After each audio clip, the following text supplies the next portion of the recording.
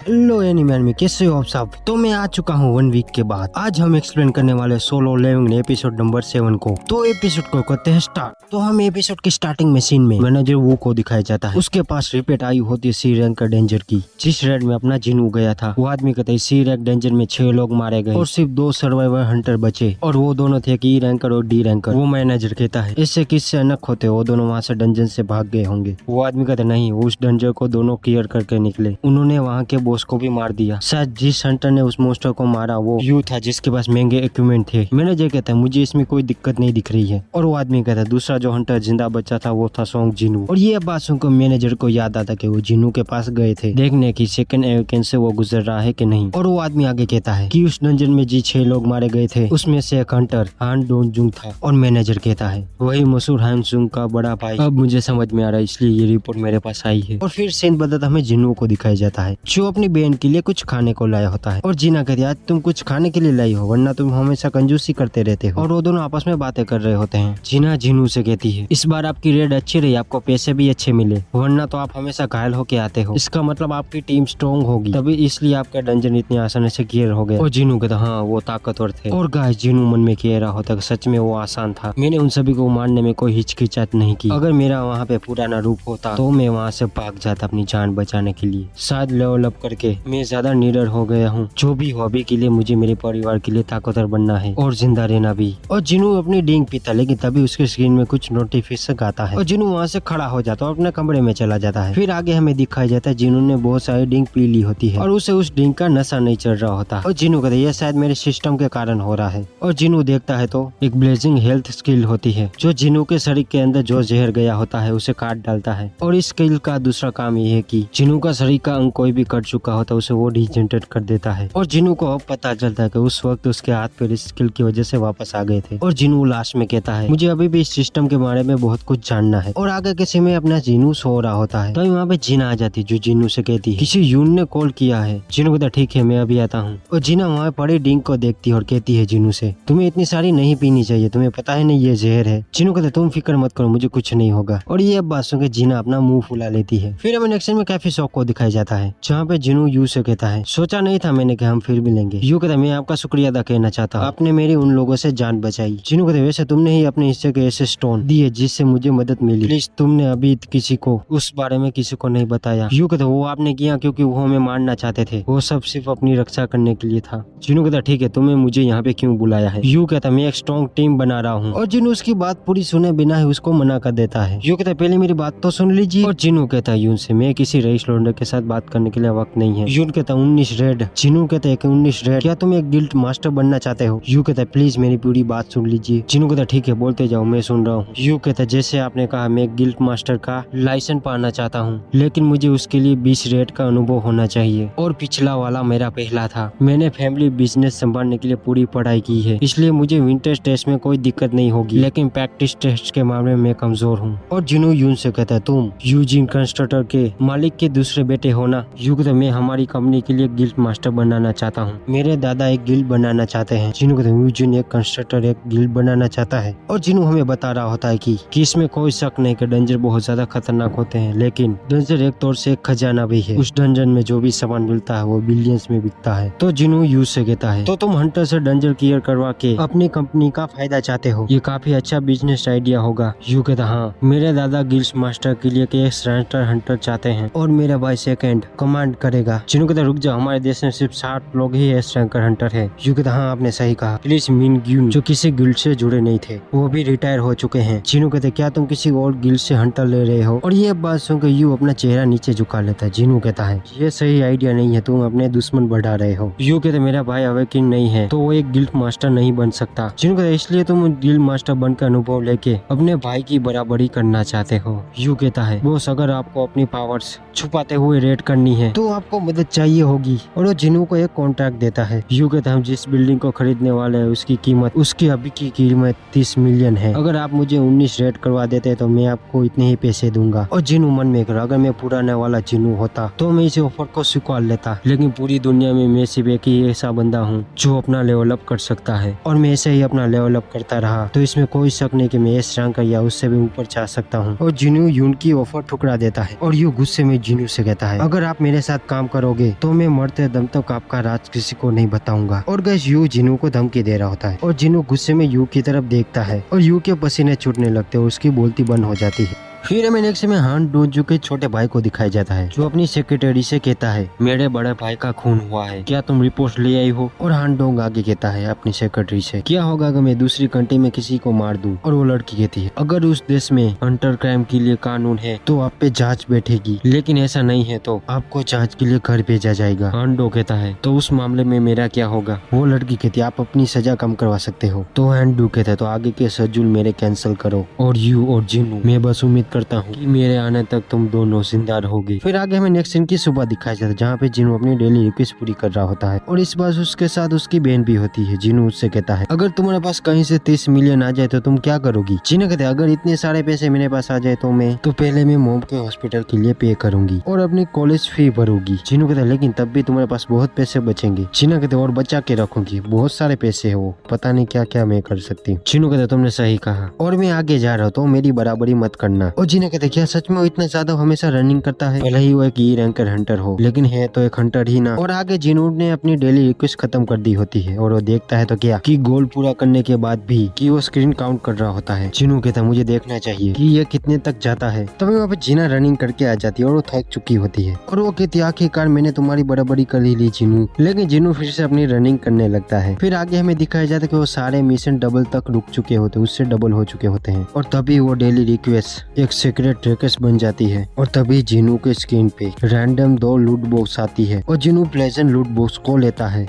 और उस बॉक्स में जिनू को एक की मिलती है जो डीमन कैसल डंजन की होती है और वो डंजन एक एस रैंक का होता है। और जिनू स्क्रीन में कुछ देखता है और खुश हो जाता है और उस स्क्रीन में होता है इलेक्सर ऑफ लाइफ। जिनू हमसे कहता है ये पावरफुल मैजिक से सारी बीमारी ठीक कर सकता है। फिर नेक्स्ट टाइम हमें जिनू को हॉस्पिटल में देखते हैं जो अपनी मोम को देखने आया होता है और जिनू कहता है अगर वो इलेक्सर ऑफ लाइफ सच में कोई भी बीमारी ठीक कर सकता है तो मैंने फैसला कर लिया है। और जिनू आ जाता है वो डंजन खोलने के लिए और जिनू उस डंजन का गेट खोलता है। मन में सोच रहा होता है कि एक एस रैंक रेड है जहाँ पे एस रैंक हंटर को भी बड़ी मुश्किल होती है, तो क्या ये मैं कर पाऊंगा। और ये जिनू अपने आप से कह रहा होता है और जिनू उस डंजन में अंदर आ जाता है। जिनू कहता अगर कुछ ज्यादा खतरा हुआ तो मैं इस टेलीपोर्टर स्टोन से बाहर निकल जाऊंगा जो मुझे पहले वाले डंजन में से मिला था जो मैंने संभाल के रखा था। और तभी जिनू के सामने एक मॉन्स्टर आता है और जिनू भी उससे लड़ने के लिए तैयार होता है। वो भी अपना खंजर निकाल लेता है और जिनू अपनी सारी स्किल एक्टिव कर देता है, उस पर अटैक कर देता है और जिनू अपने खंजर से उस पर बहुत सारे हमले करता है लेकिन उस मॉन्स्टर को कुछ भी नहीं होता। और जिनू अपनी मॉडरेट स्किल का इस्तेमाल करता है लेकिन वो मॉन्स्टर उस स्किल को काट डालता है। और जिनू अपने खंजर से उस पे चेहरे पे हमला करता है और उस पे अपना खंजर का जहर लगा देता है लेकिन उस मॉन्स्टर को खंजर के जहर से भी कुछ नहीं होता और वो मॉन्स्टर जिनू पे अटैक कर देता है और जिनू उस अटैक से बचने के लिए पीछे हटता है लेकिन उस मॉन्स्टर का दूसरा चेहरा उसका एक हाथ पकड़ लेता है, उसे काट डालता है और आगे वो अपने पैर से जिनू को कुचलने लगता है और एक ही हमले में वो जिनू की 55 हेल्थ कम कर देता है और जिनू जल्दी से वहाँ से खड़ा होकर वहाँ से भागने लगता है और वो मॉन्स्टर अपनी डायरेक्ट स्किल का इस्तेमाल करता है जिसकी वजह से उसके अटैक दुगने ताकतवर हो चुके होते हैं। और जिनू उस मॉन्स्टर पे कोई भी अटैक करे वो 3 मिनट तक कोई भी अटैक उस पे वर्क नहीं करेगा और वो बहुत ज्यादा स्पीड में वो मॉन्स्टर जिनू पे अटैक करने लगता है और वो जिनू को दूर फेंक देता है। और ये अटैक खाने के बाद जिनू की हेल्थ आधी हो चुकी होती है और जिनू अपनी फुल रिकवरी इस्तेमाल कर लेता है और फिर वो मॉन्स्टर के आंख पे अटैक कर देता है लेकिन इस अटैक का उस मॉन्स्टर पे कोई असर नहीं होता क्योंकि अभी भी उसकी स्किल वर्क कर रही होती है और वो मॉन्स्टर जिनू पे अटैक करे जा रहा होता है और अपना जिनू उस अटैक से बच रहा होता है लेकिन ज्यादा देर किस्मत जिनू का साथ नहीं देती और फिर से वो मॉन्स्टर के पैरों के नीचे कुचला जा रहा होता है और वो मॉन्स्टर जिनू पे भारी पड़ रहा होता है और जिनू अपनी विल पावर का इस्तेमाल करके उस मॉन्स्टर से छुप जाता है और जिनू की हेल्थ बहुत ज्यादा कम होती है। और गाइस जिनू मन में सोच रहा होता है कि उसकी स्किल डीएक्टिवेट होने के बाद मैं उस पे अटैक करूंगा लेकिन इसमें बहुत ज्यादा खतरा है, उसका एक और हमला और मैं गया। और जिनू अपना स्टोन निकालता है इस डंजन से निकलने के लिए लेकिन तभी वो मॉन्स्टर जिनू पे अटैक कर देता है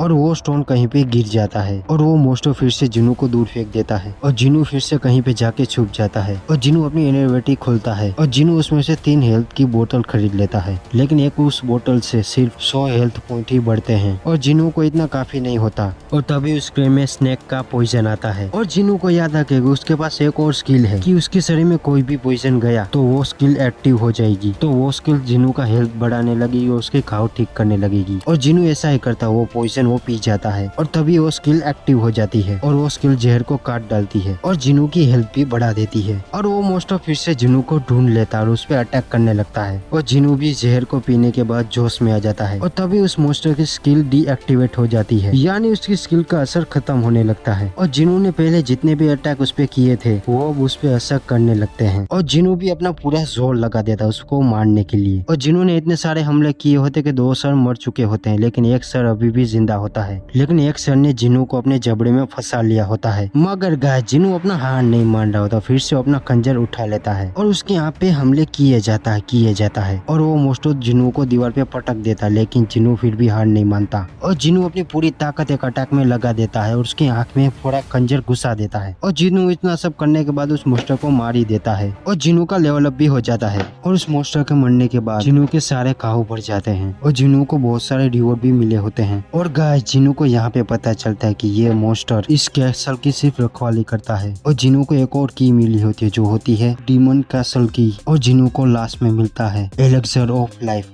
बनाने का फॉर्मूला। इसका मतलब यह है कि जिनू के एलेक्सर ऑफ लाइफ चाहिए तो उसे डीमन कैसल के अंदर जाना होगा और गाइस जिनू लास्ट में कहता है कि अभी मैं डीमन कैसल में गया तो मैं मारा जाऊंगा, इसलिए मैं वापस जरूर आऊंगा। तो गाइस यहाँ पे होता है ये एपिसोड खत्म और एक्सप्लेन वीडियो अच्छा लगे तो लाइक और सब्सक्राइब कर देना। तो मिलते हैं नेक्स्ट एपिसोड में।